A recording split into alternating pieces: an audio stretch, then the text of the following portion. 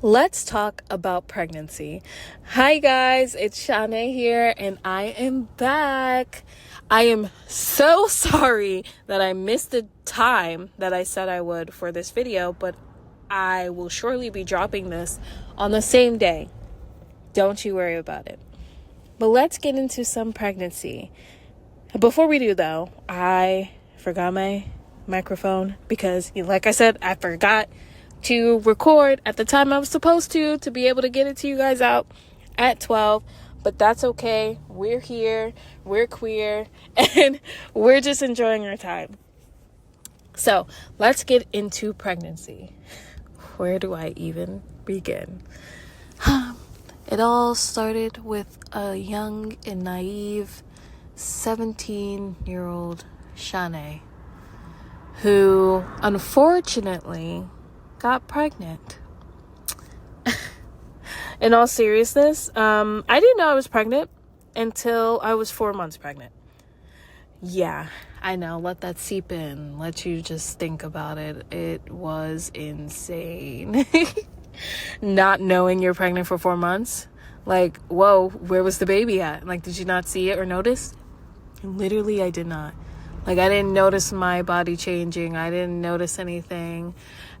I didn't have my menstrual cycle at the time for 4 months, but I'm thinking like, okay, I have type 1 diabetes and, it has happened once before where it didn't come, but I was okay. And, high blood sugar, affects the body everywhere. So I'm assuming that's what happened, but I didn't take into account that it really was for 4 months. Like, I just didn't notice, which is crazy because when I'm on my time of the month, it is the worst time ever. And now thinking back to it, I would rather give birth again how I did than have my menstrual cycle sometimes. Sometimes, I don't know, it fluctuates, but yeah. So I was having some knee problem in my left knee. It was hurting so bad, and it was to the point where I thought my knee was going to fall off or something. And I told my mom I need to go to the hospital. So we went to the hospital and they did an x-ray and had me pee in a cup. And the lady told my mom to leave, and then she went to talk to me and she said, "You're pregnant." And my world just came crashing down. I had this immense feeling of anxiety, and I was so shocked and so confused, and oh my God, it was a lot. It was a lot.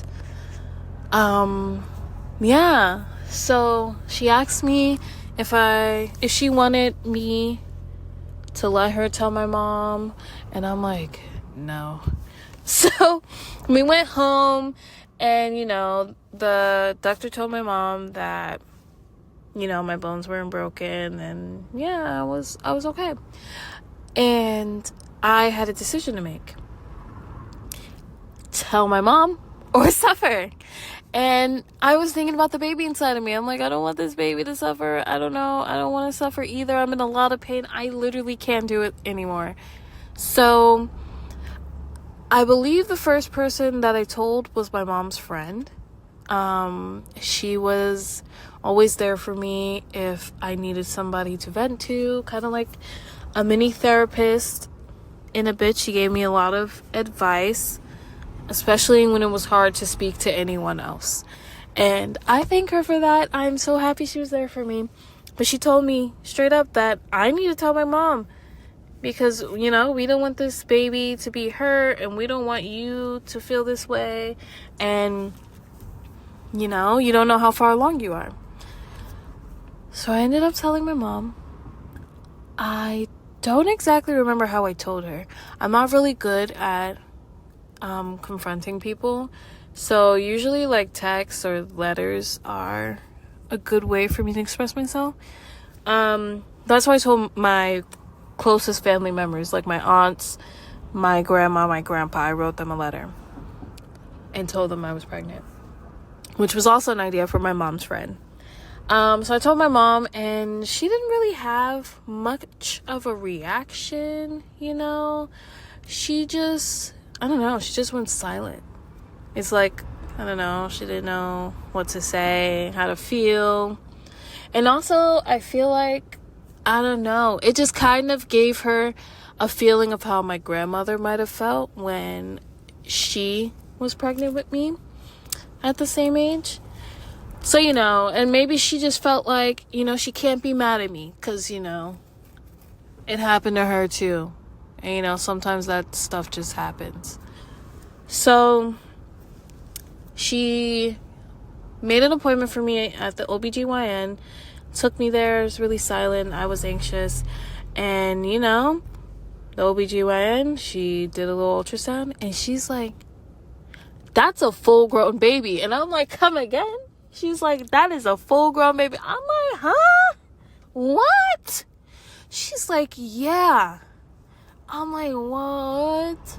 She's like, that baby has to be at least 4 months. I'm like, ooh, what? So, obviously, she prescribed the prenatal vitamins to me. And, you know, she was like, that baby was probably taking nutrients from your bones, and that's why your knee started to hurt, because you weren't taking any prenatal vitamins. That's the only resource that the baby can get all, or at least most of what it needed. And I'm like, wow, that's so insane. So, you know, I was pregnant for a bit. I gradually started telling people. I remember around Christmas time, my dad had brought clothes, and he asked my brother and I to try it on, and I decided to just go in the bathroom and try it on, and he wanted to see it, but I didn't show him, and most of the clothes I had to tell him to, you know, send back, because I couldn't fit it. I could not fit it anymore. And, you know, it's like as soon as my mind knew that I was pregnant, that's when the weight and all the symptoms started to come. I wasn't ever nauseous. The only thing I ever craved was halal food with extra hot sauce. I'm telling you, spicy. My baby has got to be immune to spice, or at least like spice, because I was eating halal food like almost every day with extra hot sauce. It was crazy. Not almost every day, but for a good chunk of my pregnancy. And I told my dad's girlfriend first, and I told a few friends from school. This was around lockdown, so, you know, I didn't really have to see them, so I really wasn't afraid. We did have gym class on Zoom, and I did everything. I was a working mama doing gym on Zoom, doing the actual workouts without cheating or modifying it. My principal did know that I was pregnant. We were really close. She even dropped me off some clothes. You know, she's like, if you need to take off from school, I got a doctor's note and stuff like that. I'm like, nah, I want to be present for school. I don't want to miss anything. I was a nerd, you know. It was like, in my mind, school comes first, in a sense. Like, I have more than, like, enough reasons to why I need to pass now. And it's not like I was failing, but, you know, it's like now I have a reason, a bigger reason to not fail, like, for this baby. And yeah, that's what happened with school. I did gym in the OBGYN's bathroom because we always had it before my appointment. So I would just hurry up, quickly do the workout, and then go right into an ultrasound or a checkup. I know it sounds really insane, but, you know, that's what I did. I just wanted to be still treated as normal as possible. Started doing driving lessons with my dad, and I don't know how he didn't notice. He did not notice, and it was so crazy. I didn't tell him just yet. And then what happened? I was gaining a lot of weight. I got high blood pressure. So I was on some pills for that. For my prenatal vitamins, I couldn't take any iron. I think that's just a diabetic thing. And I was also considered high risk because of my diabetes. It could spike or lower your sugar levels. And yeah. So about 2 weeks? Was it 2 weeks? Was it a month? I'm not sure. It was probably 2 weeks. I understand why my dad was upset, but that's when I decided to tell him I was pregnant. He did seem a bit disappointed, because, he was there too. He was the reason why my mom had a baby. And, he didn't want that for me. He wanted me to go away for college. He wanted me to see the world and then eventually get married, then have kids. So it was a bit of a shocker from him, especially since I wasn't that kid. Like, I wasn't the kid that you would expect to have a baby so young. I was literally the quiet, smart one. So it was a lot. In my defense, I didn't know I was going to give birth. I thought I had a good another 2 months, right? I was only 8 months pregnant. And I like to tell people I was only pregnant for 4 months because I didn't know the first 4. So pregnancy for me was really easy. And honestly, not that I don't deserve it, but I don't, deserve to say like, oh, I've been through the whole pregnancy thing for like 8 months, when in actuality, in my mind, I was only present for 4 of it, which I am so thankful for. It didn't hurt my baby. And even so, it was such an easy pregnancy. There wasn't much wrong with me other than gaining all that weight. My feet were swelling up to the point where I had to get new sneakers, and they were looking like sausages or like pig feet or something like that. They were huge. And I had to change my diet a bit, especially with the high cholesterol. But otherwise, that pregnancy was good. So now I know you all are wondering, how did it happen? Well, one day I was just going in for a regular appointment, and they weighed me in and I had gained 13 pounds. And they're like, this is not normal. You need to go to the hospital. And I don't know, it was like, call it mother's intuition or something like that. I told my ex that he needs to meet me at the hospital. And then I stopped at McDonald's. In my mind, it's like I already knew. I instinctively knew that I was going to give birth. And I know you cannot eat until you give birth. So I got some McDonald's, I sat there. Then I got a ride back to the hospital. And then, I met him at the hospital.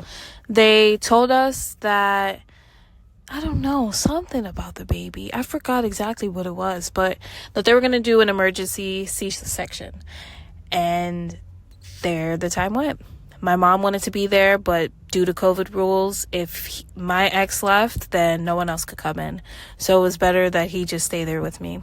She dropped off some clothes, and then, they took me to my own personal room. They broke my water, and we waited until I dilated. So, in normal fashion of my body being stubborn, of course, I didn't dilate as much as they needed me to. 10 centimeters, I believe. I think I only got to 3 or 4 in like 12 hours. So I'm hangry. I'm ready to get this baby out. They're like, okay, I guess, we can't actually do a normal birth for you where you push out the baby. We're going to have to do the C-section. So they asked me if I want the epidural, and of course, I jumped for it. I don't want to be in pain. I remember while they were giving it to me, just thinking about my mom and how she said, don't move or you'll be paralyzed. So I was straight as a pencil. But in normal fashion of me not being straight, I moved a little bit. But it's okay. I'm walking, obviously. I'm driving, so that's okay. And yeah, so we get to the place where they're gonna cut me open, and I'm just vibing. My ex is there crying. They have a little divider so I can't see inside of my body or my guts. I'm just vibing. He's crying. I'm literally telling him to shut up, because I'm like, what are you crying for? You're not being cut into. Like, there's no need to cry. Like, literally no reason why you're crying right now. And then it felt like they hit bone, and that's when I was like, ooh. That's how deep my voice. I said, ooh. And, of course, there's a kid in the background, It's awesome having kids. But, yeah, so I'm like, ooh. He's like, why? I'm like, I think they hit bone. I start, like, crying a little bit. And then, the baby was out. And we didn't hear no crying. We did not hear any crying. And I didn't think anything much about it. But, they called him over. He went over there. I'm like, yo, don't forget to take a picture of my guts. I want to see my guts. I want to see it. And apparently he went over there and he got like shocked or something, or like he froze and didn't take the picture. What if that was my only time of having a child? I am still mad at him to this day, because of how sad it made me that he didn't take that picture. Like, I want to see the inside of my guts. Like, you could have did a little, a little side picture. He's like, oh, they told me to put my phone away. I'm like, you've got to be kidding me. You're weak. You're literally weak. I cannot. But yeah, she didn't cry at first, and apparently what I learned later on when we were seeing her in the NICU, she had the umbilical cord around her neck, She was like, if you're not going to get me out of here, I'm going to find a way out of here. Yup. And she definitely got out. She dramatically. She was only, I think, 4 pounds, 10 ounces, 11 ounces. 4 pounds, 11 ounces. She was a tiny little baby. She was so cute. She spent, I think, a week in the NICU. And I almost died right after. When she finally got out, she was home, and my ex says that he remembers me calling out to him and then went silent. And then he's like, the baby was just staring at you as if like she knew, or like, help mom or something like that. And he called my name. I didn't answer. And you guys already know the story from last week's episode. So if you want to hear the rest of that, definitely tune in and check out the podcast. It isn't up yet on YouTube, but if you check out the podcast on Spotify, you can hear the rest of that story. All in all, I will say, being pregnant, 10 out of 10. Would do it again. It wasn't even bad. If it could go exactly like that again, I wouldn't mind doing that. Not even a couple of times. It was as perfect as it could be. Nothing is 100%, but I think, anybody would give that 100%, because that was perfect for me. I didn't hate any of it, and I'm happy that I got to experience that. Even if I never have kids again. Not saying, I wouldn't. I definitely do want to adopt some kids, but 10 out of 10 experience. Must try again, or at least try it once. Thank you guys so much for tuning in with me this week for the episode. I know it's a little bit late, but, better late than never. Make sure if you have any questions or anything you want me to talk about within the podcast, you email me at letstalkwithshi'nae@gmail.com. Look at me already messing it up. letstalkwithshinae@gmail.com. And don't forget to check us out on YouTube. We are over there uploading some videos, and by we I mean me, but I guess I'm talking about me in like, what is that, second person, third person? Yeah, you get the gist. guys, thank you so much for talking and listening and asking me questions, and email me about anything. Even if you have comments about the episodes or anything, I would love to speak to you guys. Well, tune in next week on a Friday, hopefully at 12 p.m. Eastern Standard Time. And I'll talk to you guys soon. Bye. Trini, you want to say bye? Say bye. Bye.